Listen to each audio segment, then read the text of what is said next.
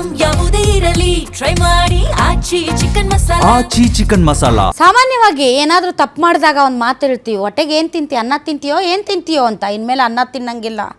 ಯಾಕೆಂದರೆ ಅಕ್ಕಿ ಬೆಲೆ ಜಾಸ್ತಿ ಆಗಿದೆ ವೀಕ್ಷಕರೇ. ಎಸ್ಪೆಷಲಿ ನಾವು ದಕ್ಷಿಣ ಭಾರತದವರು ರೊಟ್ಟಿ ಚಪಾತಿಗಿಂತ ಜಾಸ್ತಿ ನಾವು ಅನ್ನಕ್ಕೇನೆ ಅನ್ನ ತಿಂದು ಮಲಗಲಿಲ್ಲ ಅಂತಂದರೆ ಮತ್ತೆ ನಿದ್ದೆನೂ ಬರಲ್ಲ, ಅಷ್ಟರ ಮಟ್ಟಿಗೆ ಅನ್ನಕ್ಕೆ ಅಡಿಕ್ಟ್ ನಾವು. ಆದರೆ ಈಗ ಬೆಲೆ ಏರಿಕೆ ಅನ್ನೋದು ಯಾವ ಮಟ್ಟಿಗೆ ಎಲ್ಲರನ್ನೂ ಸುಡ್ತಾ ಇದೆ ಅಂತಂದರೆ ಪೆಟ್ರೋಲ್ ಡೀಸೆಲ್ ಸೇರಿದಂತೆ ಎಲ್ಲದರ ಬೆಲೆ ಜಾಸ್ತಿ ಆಗಿದೆ, ಅಗತ್ಯ ವಸ್ತುಗಳ ಬೆಲೆ ಜಾಸ್ತಿ ಆಗಿದೆ. ಈಗ ಅಕ್ಕಿ ರೇಟ್ ಕೂಡ ಜಾಸ್ತಿ ಆಗಿದೆ ವೀಕ್ಷಕರೇ. ಸಾರ್ವಜನಿಕರಿಗೆ ಮತ್ತೊಂದು ದರ ಏರಿಕೆ ಬಿಸಿ.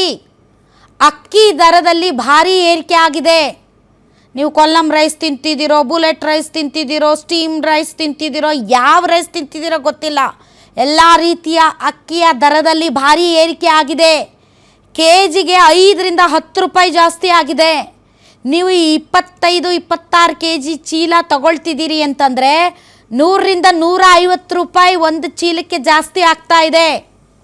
ಸೊ 26 kg ಚೀಲದ ಮೇಲೆ ಸುಮಾರು 150 ರೂಪಾಯಿವರೆಗೆ ದರ ಹೆಚ್ಚಳ ಆಗಿದೆ. ಮಾರುಕಟ್ಟೆಯಲ್ಲಿ ಅಕ್ಕಿ ಸಿಗ್ತಾ ಇಲ್ಲ, ಗ್ರಾಹಕರಲ್ಲಿ ಆತಂಕ ಶುರುವಾಗಿದೆ.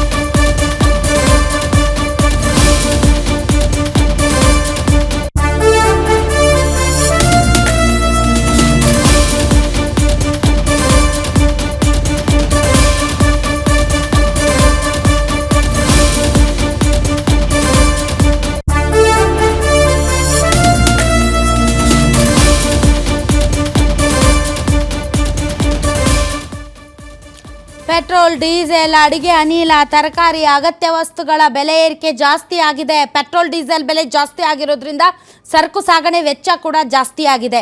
ಈಗ ಅಕ್ಕಿ ಬೆಲೆನೂ ಕೂಡ ಜಾಸ್ತಿ ಆಗಿದೆ ವೀಕ್ಷಕರೇ. 26 kg ಚೀಲಕ್ಕೆ 100ರಿಂದ 150 ರೂಪಾಯಿ ಜಾಸ್ತಿ ಆಗಿದೆ. ಮಾರುಕಟ್ಟೆಯಲ್ಲಿ ಅಕ್ಕಿ ಕೊರತೆ ಆಗಿದೆ, ಗ್ರಾಹಕರಲ್ಲಿ ಆತಂಕ ಮೂಡಿದೆ. ಯಾಕೆ ಅಂದರೆ ಅಕ್ಕಿ ಪೂರೈಕೆ ಆಗ್ತಾ ಇಲ್ಲ, ಮಿಲ್ಲಿಂದ ಅಕ್ಕಿ ಬರ್ತಾ ಇಲ್ಲ. ಈಗ ಮುಂಗಾರು ಬೆಳೆ ಕೈ ಹಿಡಿಬೇಕು. ಮುಂಗಾರು ಬೆಳೆ ಕೈ ಹಿಡಿದು ನಂತರ ಅಕ್ಟೋಬರ್ ನವೆಂಬರ್ಗೆ ಭತ್ತ ಕುಯ್ದು ಅಕ್ಕಿ ಮಾರ್ಕೆಟ್ಗೆ ಬರಬೇಕಂದ್ರೆ ಇನ್ನು 5-6 ತಿಂಗಳು ಕಾಯಬೇಕು ನೀವು. ನವೆಂಬರ್ವರೆಗೆ ಮಾತ್ರ ಸ್ಟಾಕ್ ಲಭ್ಯ ಅಂತ ಇದ್ದಾರೆ ವ್ಯಾಪಾರಿಗಳು. ದಿನದಿಂದ ದಿನಕ್ಕೆ ಹೆಚ್ಚಾಗ್ತಾ ಇದೆ ಅಗತ್ಯ ವಸ್ತುಗಳ ಬೆಲೆ. ತರಕಾರಿ ಬೆಲೆನೂ ಜಾಸ್ತಿ ಆಗಿದೆ. ಬೀನ್ಸ್ ಕ್ಯಾರೆಟ್ ಕೇಳಂಗಿಲ್ಲ, ತರಕಾರಿ ತಿನ್ನಂಗಿಲ್ಲ, ಹೊಟ್ಟೆಗೆ ಏನು ತಿನ್ನಬೇಕು ಅನ್ನೋದೇ ಕನ್ಫ್ಯೂಷನ್. ಮಧ್ಯಮ ವರ್ಗದ ಕುಟುಂಬಗಳ ಮಾಸಿಕ ಬಜೆಟ್ ಮೇಲೆ ಇದು ಭಾರಿ ಹೊಡೆತ ಬೀಳುತ್ತೆ. ಹೋಟೆಲ್ಲು ಕ್ಯಾಂಟೀನು ಉದ್ಯಮಕ್ಕೂ ಕೂಡ ಈ ಅಕ್ಕಿ ದರ ಏರಿಕೆ ಬಿಸಿ ತಟ್ಟುತ್ತೆ. ಹೊಸ ಬೆಳೆ ಮಾರ್ಕೆಟ್ಗೆ ಬರೋವರೆಗೂ ಕೂಡ ದರ ಇಳಿಕೆ ಆಗೋದಿಲ್ಲ ಅಂತ ಈಗಾಗಲೇ ವ್ಯಾಪಾರಸ್ಥರು ಹೇಳ್ತಾ ಇದ್ದಾರೆ. ಅಕ್ಕಿ ಖರೀದಿಗೆ ಈಗ ಗ್ರಾಹಕರು ದೌಡಾಯಿಸ್ತಾ ಇದ್ದಾರೆ. ಬೇಡಿಕೆ ಹೆಚ್ಚಳ ಆಗ್ತಾ ಇದೆ. ರಾಜ್ಯದ ಹಲವು ಭಾಗಗಳಲ್ಲಿ ಒಂದೇ ಬಾರಿ ದರ ಪರಿಷ್ಕರಣೆ ಆಗಿದೆ. ಹಾಗೆ ನೋಡಿದರೆ ಅಕ್ಕಿ ರಫ್ತಿಗೆ ಇದ್ದಂಥ ಕೆಲವು ಆತಂಕಗಳು ಅಥವಾ ಅಡ್ಡಿಗಳನ್ನು ಕೇಂದ್ರ ಸರ್ಕಾರ ಈಗ ನಿವಾರಣೆ ಮಾಡಿರೋದ್ರಿಂದ ಅತಿ ಹೆಚ್ಚು ಅಕ್ಕಿ ಕೂಡ ಬೇರೆ ದೇಶಗಳಿಗೆ ರಫ್ತಾಗ್ತಾ ಇದೆ. ಹೀಗಾಗಿ ನಮ್ಮಲ್ಲಿ ಸಪ್ಲೈ ಕಟ್ಟಾಗ್ತಾ ಇದೆ. ಸೊ ಪೂರೈಕೆ ಕಡಿಮೆ ಆಗ್ತಾ ಇರೋದ್ರಿಂದ ಡಿಮಾಂಡ್ ಜಾಸ್ತಿ ಆಗ್ತಾ ಇದೆ, ಬೆಲೆ ಏರಿಕೆ ಜಾಸ್ತಿ ಆಗ್ತಾ ಇದೆ. ಮತ್ತೊಂದು ಕಡೆ ಈಗ ಹಾಕಿರುವಂತಹ ಬೆಳೆ ಭತ್ತ ಕೈ ಹಿಡಿಬೇಕಂದ್ರೆ 4-5 ತಿಂಗಳು ಬೇಕು. ಹೊಸ ಅಕ್ಕಿ ಮಾರ್ಕೆಟಿಗೆ ಬರಬೇಕಂದ್ರೆ 6 ತಿಂಗಳು ಕಾಯಬೇಕು. ಅಲ್ಲಿಯವರೆಗೆ ಅಕ್ಕಿ ಕೊರತೆ, ಹೀಗಾಗಿ ರೇಟ್ ಗಗನಕ್ಕೆ. ಅದು ಯಾವುದೇ ಅಕ್ಕಿ ತಗೊಳ್ಳಿ, ಸೋನಾ ಮಸೂರಿ ಅಥವಾ ಸ್ಟೀಮ್ ರೈಸ್ ಅಥವಾ ಕೊಲ್ಲಂ ರೈಸ್ ಅಥವಾ ನೀವು ಬಾಸ್ಮತಿ ರೈಸ್ ಯಾವುದಾದ್ರೂ ತಗೊಳ್ಳಿ, ಎಲ್ಲದರ ಬೆಲೆ ಜಾಸ್ತಿ ಆಗಿದೆ. ಸೊ ಅಕ್ಕಿ ಬೆಲೆ ಜಾಸ್ತಿ ಆದರೆ ಡೆಫಿನೆಟ್ಲಿ ನಿಮ್ಮ ಪಾಕೆಟ್ ಕಟ್ ಆಗುತ್ತೆ. ಅಕ್ಕಿ ಬೆಲೆ ಜಾಸ್ತಿ ಆದರೆ ನಿಮ್ಮ ಬಜೆಟ್ ಕೋತ ಆಗುತ್ತೆ. ಸೊ ಹೀಗಾಗಿ ಜನಸಾಮಾನ್ಯರು ಏನು ಮಾಡಬೇಕಂತಲೇ ಗೊತ್ತಾಗ್ತಾ ಇಲ್ಲ. ಯಾಕೆಂದರೆ ಯಾವ್ದು ತೊಗೊಂಡ್ರೆ ಎಲ್ಲ ರೇಟ್ ಜಾಸ್ತಿ, ಏನೇ ತೊಗೊಳ್ಳಿ ಎಲ್ಲ ರೇಟ್ ಜಾಸ್ತಿ. ಈಗ ಅಕ್ಕಿ ರೇಟ್ ಕೂಡ ಜಾಸ್ತಿ ಆಗಿದೆ. ಎಲ್ಲಿಗೆ ಹೋಗ್ಬೇಕು ಪಾಪ ಮಧ್ಯಮ ವರ್ಗದ ಜನ. ಇನ್ಮೇಲೆ ಅನ್ನ ತಿನ್ನೋದು ಬಿಡ್ಬೇಕು ಅಷ್ಟೇ. ಮಣ್ಣು ತಿನ್ಬೇಕು ನೋಡ್ರಿ, ಮಣ್ಣು ಸಿಗಲ್ಲ ಬೆಂಗಳೂರಲ್ಲಿ. ಮಣ್ಣಿಗೂ ದುಡ್ಡು ಕೊಡಬೇಕು. 200 ರೂಪಾಯಿ ಕೊಟ್ಟರೆ ಒಂದು ಚೀಲ ಮಣ್ಣು ಕೊಡ್ತಾರೆ. ಸೊ ಮಣ್ಣು ಕೂಡ ಕಾಸ್ಟ್ಲಿ. ಈಗ ಅಕ್ಕಿನೂ ಕಾಸ್ಟ್ಲಿ, ಮಣ್ಣು. ಅಕ್ಕಿ ಬೇಡಪ್ಪ, ಮಣ್ಣು ತಿನ್ನೋಣ ಅಂದರೆ ಮಣ್ಣು ಕಾಸ್ಟ್ಲಿ.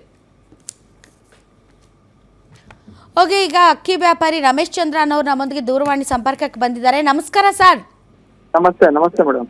ಸರ್, ಈಗ ಅಂದರೆ ಸರ್ ಎಲ್ಲ ಥರದ ಅಕ್ಕಿ ಬೆಲೆನೂ ಜಾಸ್ತಿ ಆಗ್ಬಿಟ್ಟಿದ್ಯಾ? ಇಲ್ಲ ಇಲ್ಲ, ಬರೀ ಸೋನಾ ಮಸೂರಿ, ಸೋನಾ ಸ್ಟೀಮ್ ರೆಗ್ಯುಲರ್ ಏನ್ ಯೂಸ್ ಮನೆಯಲ್ಲಿ ನಿತ್ಯ ಬಳಕೆ ಮಾಡ್ತಾರೆ ಹೋಟ್ಲವರು, ಆ 2 ಸೆಗ್ಮೆಂಟ್ ನಲ್ಲಿ ಮಾತ್ರ ಅಪ್ರಿಷಿಯೇಬ್ಲಿ 8 to 10 ರೂಪೀಸ್ ಕಿಲೋ ಜಾಸ್ತಿ ಆಗಿದೆ.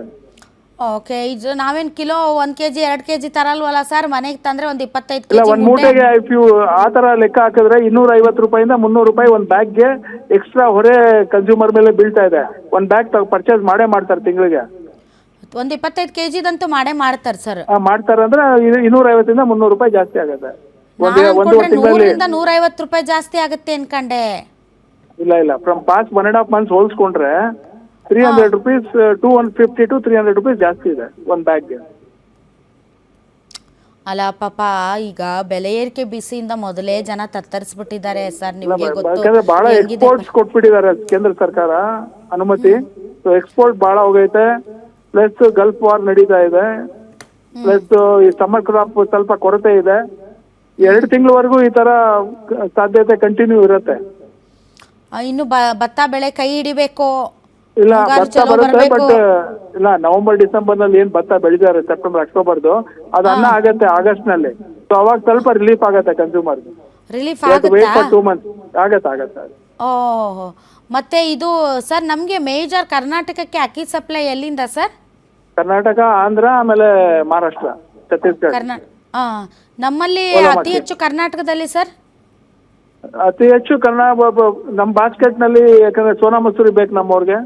ಹಾಗೂ ಇವಾಗ ಸ್ವಲ್ಪ ಕೋಲಂ ಅಕ್ಕಿ ಬಹಳ ಬೆಲೆ ಚಾಲ್ತಿಲಿದೆ.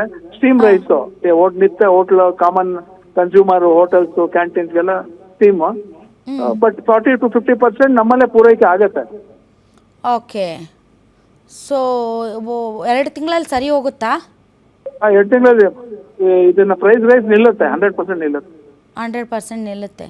ಬಟ್ ಏನೇ ಆಗಲಿ ಸರ್, ಈಗಂತೂ ಪರಿಸ್ಥಿತಿ ಬಹಳ ಗಂಭೀರವಾಗಿದೆ ಎಲ್ಲರದ್ದು.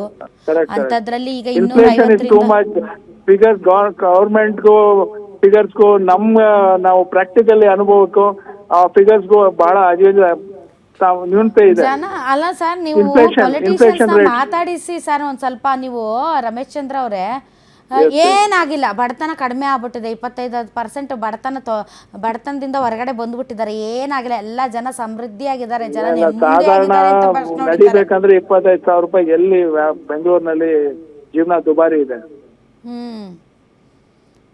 ಸೊ ಈಗ ಏನು ಅಂದ್ರೆ ಜನ ಯಾವುದಕ್ಕೆ ಪ್ರಿಫರೆನ್ಸ್ ಕೊಟ್ಟಿಲ್ಲ ಅಂದರೂ ಅಕ್ಕಿ ಒಳ್ಳೇದಿರಬೇಕು ಅಂತ ಬಯಸ್ತಾರೆ ಸರ್.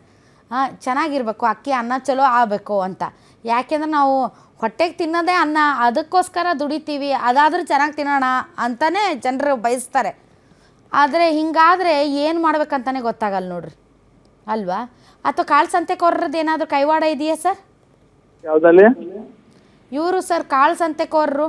ಇಲ್ಲ ಇಲ್ಲ ಇಲ್ಲ ಇಲ್ಲ, ಇದರಲ್ಲಿ ಏನಿಲ್ಲ, ಆ ಥರದ್ದೇನೂ ಇಲ್ಲ. Okay madam. Okay, thank you sir.